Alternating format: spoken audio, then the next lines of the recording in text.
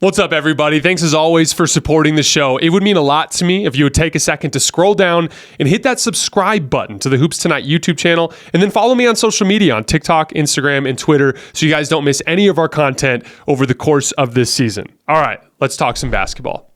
The Lakers doing nothing. I don't want to go too far into this because we're covering the Lakers tonight after Lakers Nuggets. So we'll talk about it a little bit more in the instant reaction after the game. And then, like I said, we have Jovan Buha coming on the show tomorrow. Here's all I'm going to say. I always feel a little bit of reticence when it comes to criticizing front offices for what they do in terms of trades and free agency, because we don't really truly know what was available. There's a ton of smoke this time of year. Reports that serve the sole purpose of basically tweaking the public kind of perception of value, and it's a lot of gamesmanship going on. So like, it's really difficult to be like, oh, why didn't the Lakers do anything? It's like, we don't even know if they actually reached agreement in principle on a deal. You know what I mean? Like, obviously, I think it's safe to say that judging by some of these price points, had they put a first round pick out there, they could have gotten something back. But it's hard to tell which players exactly would be willing to would have been achievable with that first round pick. And then once you take that first round pick off the table, it does limit some of their ability to do something this summer. So I want to be clear. We don't know what actually was on the table. That said, I do know this. I know that the Lakers do not have a single starting caliber 2 or 3 that can both credibly defend and is a positive offensive player. They have very one-dimensional guys. Like, they have, Jared Vanderbilt is a guy who can defend on the perimeter, but has some offensive limitations. Austin Reeves and D'Angelo Russell are both excellent offensive players, but they have defensive limitations, right? Like, Taurean Prince is kind of considered a two-way guy, but in terms of perimeter defense, he is very much on the average to slightly below average side, not the above average to elite side. So they don't have anybody on the roster that they can throw at a Steph Curry in a playoff series, that they can throw at a Jamal Murray in a playoff series, that they can throw on a James Harden in a playoff series. They just don't have any options on those fronts. And so basically, like I said before the season, I said this from the very beginning. I said the Lakers are a contender because they have LeBron James, Anthony Davis, and Austin Reeves, and they are poised for a midseason upgrade to address their needs. They did not make any sort of midseason upgrade to address their needs. And so we're going to do a kind of a revamping of the contender tiers that I do probably right around the All-Star break during that week off that we have. I have something specific in mind there. I think we're going to get Sam Vecini on and kind of dive into it contender by contender, but I have to drop the Lakers off of that legitimate title contender tier. It's just that, like, NBA history tells us that you have to have these certain boxes checked, not just on the roster, but also in terms of your approach to the regular season. And not only did they not address those roster needs, but they're 27-25. So, like, at this point, they are what we can't completely write them off with LeBron James and Anthony Davis, but they are just an extreme long shot at this point. Looking for a super offer for Super Bowl 58? Well, DraftKings has you covered. New customers can bet on the big game and turn $5 into $200 instantly in bonus bets. The line right now is at San Francisco minus 1.5, but you can bet all sorts of things on the game, even the coin toss, although big shock, it's going to be 50-50 odds there. My brothers and I always place a bunch of bets on the Super Bowl every year. I'm not actually sure what I'm going to do yet, but I'm excited. It should be a great game. Download the DraftKings Sportsbook app now and use code HOOPS, that's HOOPS.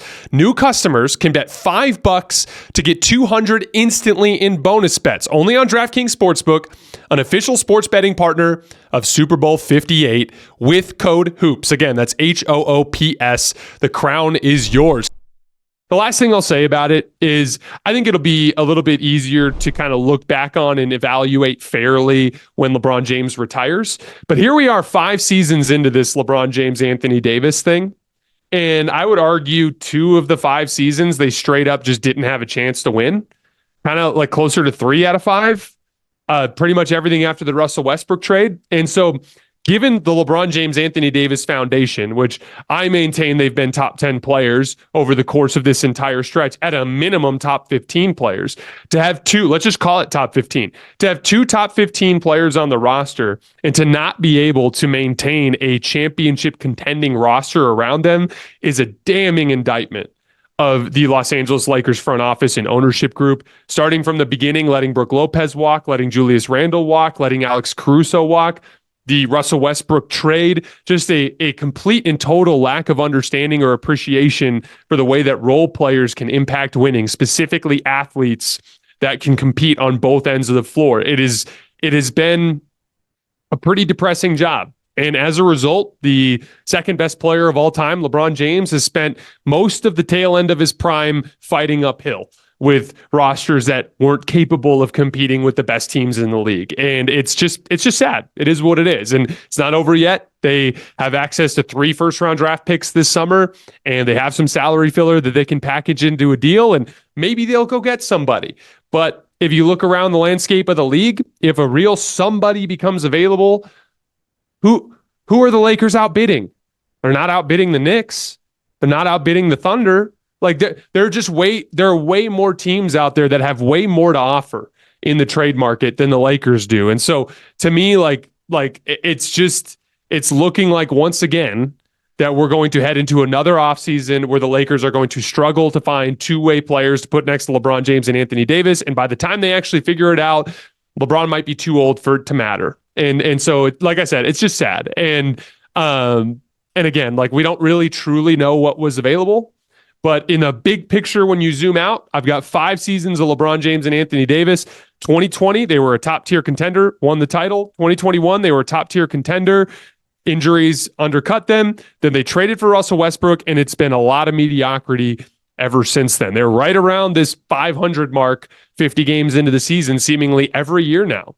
And it's just not easy to do that when you've got foundational pieces like LeBron James and Anthony Davis. And so again, just not a good look for the Laker front office. One last note, there is a potential saving grace for the Lakers. Spencer Dinwiddie is going to be available in the buyout market, and the Lakers, as a first apron team, will be able to sign him. And I would imagine there's going to be a lot of teams that are going to be in the running for him, specifically teams that could use a backcourt athlete. Spencer Dinwiddie is far from the ideal type of athlete for this type of role, specifically the 3-and-D role that the Lakers so desperately need.